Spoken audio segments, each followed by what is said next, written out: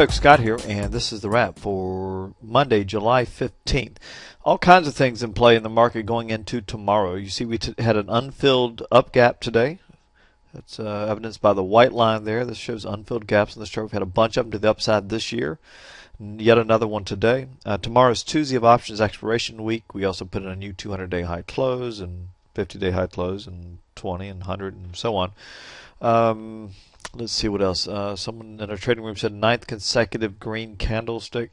Lots of things to look at, and most of the things I just mentioned will show up in our worksheet tomorrow. But what I want to show you going into tomorrow, prior to the publishing of my worksheet, which will actually be published around about an hour from now, whenever I'm done with this wrap and can get it posted, I want to show you the results of fading gaps on Tuesday of Options Expiration week, when simply above the 10 and 200-day moving averages. So when above the yellow line here and above the pink line here. So Tuesday of Options Expiration week when above the 10 and 20-day moving averages.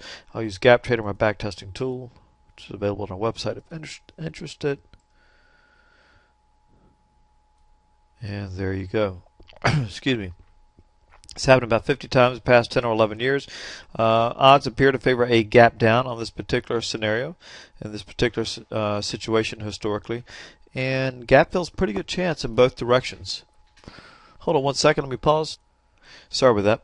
So about an 80% win rate for gaps in either direction historically.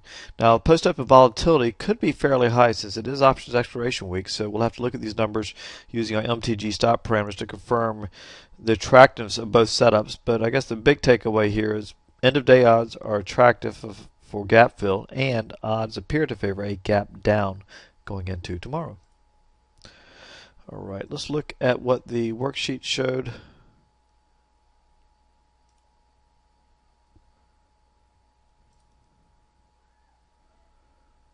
And for today, we had the indices open in a variety of zones, above the highs and between the high and the close of the prior day. So Friday was another bullish day in most markets, if not all of them, with higher closes. And odds favored gap fill today using our MTG stop parameters, because this is simply the average of our gap guides, which assume MTG stop parameters, which are 30% of the 5-day ATR.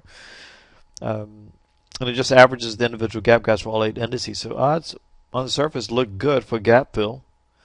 And there was no unique day factors in play, and the unique patterns were positive. The only unique pattern play, though, was NR7 day. That means following the most narrow range day of the past 7 during a bullish market, and it appeared to favor a gap up more than a gap down.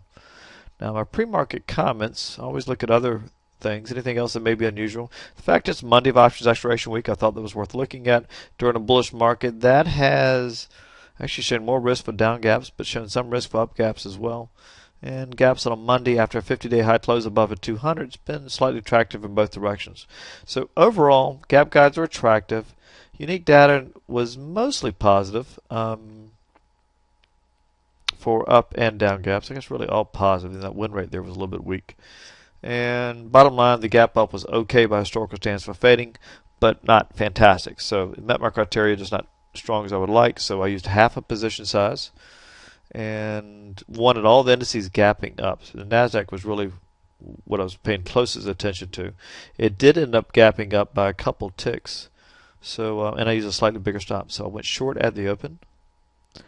Show you the 5-minute charts. And we went about 3/4 away to gap fill. It's hard to see, or correction, 3/4 away to my target. My target was 70.75, and it missed my proximity rule by 3 ticks. So a little disappointing there. All these markets took a bit of heat. NASDAQ filled its gap and then reversed. Then we broke higher. I explained to folks that my experience told me that a stop above the high of the day right here was probably a good thing. It ended up being a good decision for folks that took me up on it.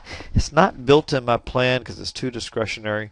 I have to use my proximity rule, but I may reconsider that at some point. Anyhow, I really thought I was in trouble today late in the session. My 6-point stop was up at 80 whatever, and it missed me, which was good. And then it sold off. And fortunately, the gap gotcha did not kick in. The bearish pressures were too strong, the same ones that got me into the gap trade. So I ended up closing out at the end of the day for -3 points. I had a terrible fill, by the way. I got filled at 74.50. 74.50, so 3 ticks of slippage. Very unusual. I'm not sure what happened. Just a lot of volume came in at the open.